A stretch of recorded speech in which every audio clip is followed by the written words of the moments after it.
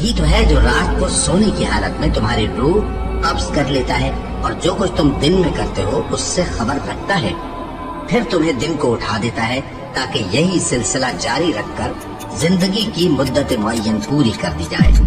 پھر تم سب کو اسی کی طرف لوٹ کر جانا ہے، پھر وہ تم کو تمہارے عمل جو تم کرتے رہتے ہو ایک ایک کر کے بتائے گا، اور وہ اپنے بندوں پر غالب ہے اور تم پر نگہبان مقرر کیے رکھتا ہے، یہاں تک کہ جب تم میں سے کسی کی موت آتی ہے تو ہمارے فرشتے اس کی روح قبض کر لیتے ہیں اور کسی طرح کی کوتاہی نہیں کرتے۔ پھر قیامت کے دن تمام لوگ اپنے مالک برحق اللہ تعالیٰ کے پاس واپس بلائے جائیں گے۔ سن لو کہ حکم اسی کا ہے اور وہ نہایت جلد حساب لینے والا ہے۔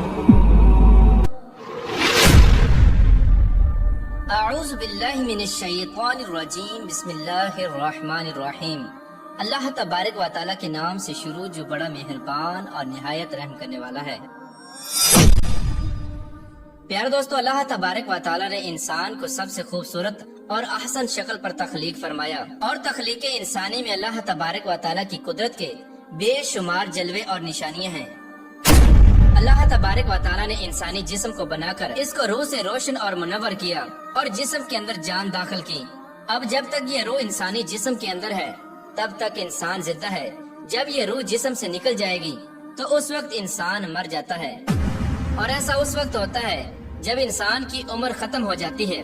لیکن کیا آپ جانتے ہیں کہ ہر انسان ایک ایسی بھی زندگی جیتا ہے جس کے اندر وہ روز مرتا اور روز جیتا ہے۔ پیارے دوستو، آج کی اس ویڈیو میں ہم آپ کو اسی زندگی اور موت کے بارے میں بتائیں گے کہ کس طرح انسان روز مرتا اور روز زندہ ہوتا ہے۔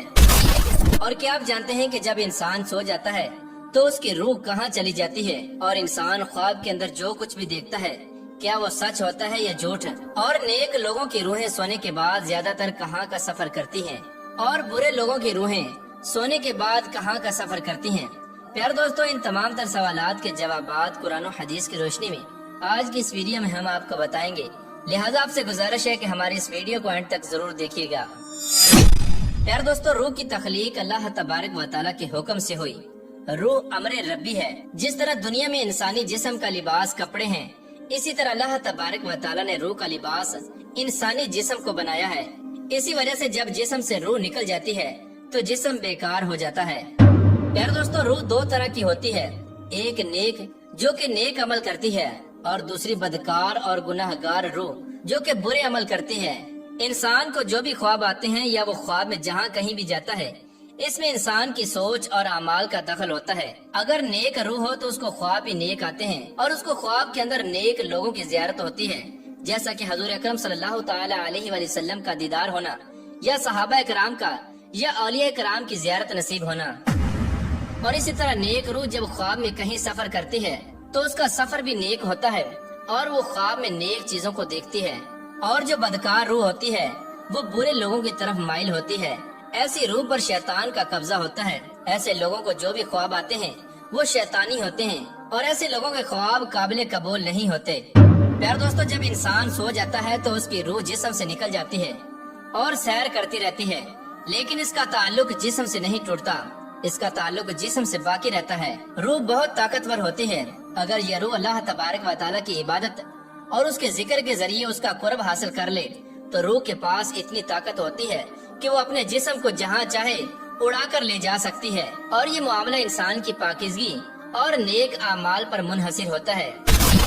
روایات میں آتا ہے کہ ایک مرتبہ حضرت علی رضی اللہ تعالی عنہ جمعہ کی تیاری فرما رہے تھے۔ جب خطبہ شروع ہوا تو حضرت علی رضی اللہ تعالی عنہ نے روح کے بارے میں بیان کرنا شروع کیا۔ اسی دوران ایک شخص کھڑا ہوا اور آپ رضی اللہ تعالی عنہ سے پوچھنے لگا کہ اے علی المرتضی شیر خدا رضی اللہ تعالی عنہ، جب انسان سو جاتا ہے تو انسان کی روح کہاں چلی جاتی ہے؟ کیا روح جسم سے جدا ہو جاتی ہے؟ تو حضرت علی رضی اللہ تعالی عنہ نے ارشاد فرمایا کہ تمہارے جسم اور ہر انسان کے جسم میں جو روح اللہ تبارک و تعالی نے ڈالی ہے یہ 3 حصوں میں تقسیم ہے۔ روح کا پہلا حصہ انسان کے جسم ہی میں رہتا ہے، اور روح کا دوسرا حصہ انسان کے وجود سے باہر یعنی عالم برزخ میں اس کو دیکھ رہا ہوتا ہے، اور روح کا تیسرا حصہ انسانی جسم سے اس وقت جدا ہوتا ہے جب انسان سو جاتا ہے۔ اگر انسان نیک اور اللہ تبارک و تعالیٰ کا فرمان بردار ہو تو اس کی روح ایک ایسے عالم میں چلی جاتی ہے جہاں اللہ تبارک و تعالیٰ نے جنات اور انسانی روحوں کے مابین ایک رستہ بنایا ہے۔ یہ نیک روح جب اس مقام پر پہنچتی ہے تو اس وقت انسان کو خواب آنے لگتے ہیں۔ وہاں یہ نیک روح وہ سب کچھ دیکھتی ہے جو آگے دنیا میں ہونے والا ہوتا ہے، اور اگر انسان گناہگار اور اللہ تبارک و تعالیٰ کا نافرمان ہو تو ایسے انسان کی روح اس کے جسم ہی میں قید ہوتی ہے اور اس کو خواب میں نیک روح کی طرح کچھ بھی نظر نہیں آتا۔ اور اگر انسان نیک اور اللہ تبارک و تعالیٰ کا فرما بردار ہوتا ہے تو اللہ تبارک و تعالیٰ ایسے انسان کو ایک خاص قسم کا علم عطا فرماتا ہے۔ اس علم کے اندر ایسی طاقت ہوتی ہے کہ اگر انسان جب چاہے جہاں چاہے وہاں پر جا سکتا ہے۔ لہٰذا جب انسان اللہ تبارک و تعالیٰ کو راضی کر لیتا ہے، اللہ تبارک و تعالیٰ انسان کی روح کو ہر طرح کی قید سے آزاد فرما دیتا ہے۔ اس وقت اللہ تبارک و تعالیٰ اس کو ایک خاص علم عطا فرماتا ہے جس کے ذریعے یہ جہاں چاہے وہیں پر جا سکتا ہے۔ پیارے دوستو، حقیقت یہ ہے کہ انسان کے خوابوں کا اور روح کا تعلق انسان کے اعمال کے ساتھ ہے۔ اگر انسان کی سوچ اچھی ہو تو انسان کو اچھے خواب آتے ہیں، اور اگر انسان کی سوچ بری ہو تو اس کو برے خواب آتے ہیں۔ اللہ تبارک و تعالیٰ سے دعا ہے کہ اللہ تبارک و تعالیٰ ہمیں نیک اعمال کرنے کی توفیق عطا فرمائے اور حضور پاک صلی اللہ تعالیٰ علیہ وسلم کے بتائے ہوئے راستے پر چلنے کی توفیق عطا فرمائے۔